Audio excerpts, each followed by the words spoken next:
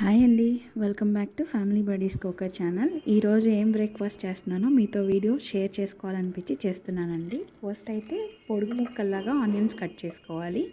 Cut చేసుకొని మనం పులిసిపోయిన idli batter ఉంటుంది కదండి, ఆ బ్యాటర్ తీసుకున్నాను నేను. ఇంకా దాంతో ఇడ్లీస్ వేస్తే అసలు మనం తినలేము. సో దాంట్లో ఎక్కువ ఆనియన్స్ ఉండాలి. నాకున్న ఆనియన్స్ సరిపోతే మళ్ళీ కట్ చేసి మళ్ళీ యాడ్ చేశాను. సో వెనకాల యాడ్ చేసిన ఆనియన్స్కి కొంచెం సాల్ట్ వేసేసి చక్కగా బ్యాటర్ నీట్గా కలుపుకోవాలి. అండ్ దానికి కన్సిస్టెన్సీ కొంచెం థిక్గా ఉంది, అందుకే నేనేం చేశానంటే కొంచెం వాటర్ పోసి ఆ బ్యాటర్ని పల్చగా కలిపాను. పల్చగా కలిపేశాక తర్వాత మనం ప్యాన్ పెట్టుకోవాలి. ప్యాన్ పెట్టుకునే ముందు ఒక చిన్న ప్రొసీజర్ ఏంటంటే, ఏవైతే మనం ఆనియన్స్ వేసామో దాన్ని బాగా దంచేసుకొని ఆ ఆనియన్స్ విడిపోవాలన్నమాట బ్యాటర్లో. అంత బాగా దంచుకున్నాక నా దగ్గర అయితే ఈ ఇనుప పెనం ఉందండి, ఐరన్ పెనం. సో అది పెట్టుకున్నాను. దీని మీద దోశలు ఏది వేసినా బాగా వస్తాయి, ఎలాంటి రకమైన దోశలను వేసుకోవచ్చు. దీనికి కాకపోతే కొంచెం టెక్నిక్స్ ఉండాలి. మీకు అలాంటి టెక్నిక్స్ ఏం తెలుసుకోవాలంటే నాకు కమెంట్ రూపంలో తెలియజేయండి, నేను ట్రై చేస్తాను. సో ఫస్ట్ ఈ పెనం మీద వేయాలంటే అది హీట్ ఎక్కిందా లేదా టెస్ట్ చేసుకోవడానికి నేను ఇట్లా వాటర్ కొట్టి చేశాను.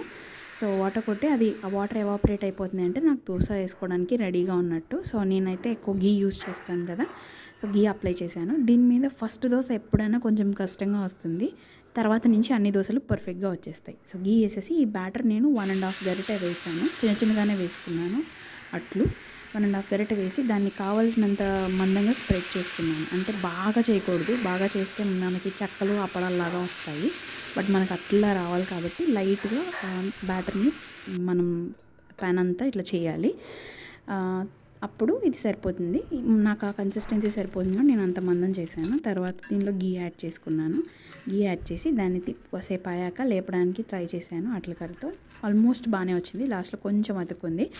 దట్స్ ఓకే, ఫస్ట్ ఇది బాగాలని చెప్పాను నేను. తిరిగేసుకోవాలి. నేను తిరిగేసాక ఏమీ వేయట్లేదు, ఎందుకంటే నేను ఆల్రెడీ ఇందాడు పైన గీ వేసాను, దాంతోనే అది లేచి వచ్చేస్తుంది. సో తర్వాత దాన్ని నీట్గా అలా తీసేసుకోవాలి. అంతేనండి వీడియో. అట్టు చాలా టేస్టీగా ఉంటుంది. నేనైతే ఏమేం లేదు, only salt and onions, but చాలా బాగుంటుంది.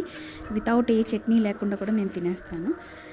So thank you so much for supporting. Please do like, share and subscribe to family buddies cooker channel. Continue చేసేటప్పుడు మళ్ళీ హీట్ చెక్ చేసుకొని ఇలా కంటిన్యూ చేసేయడం.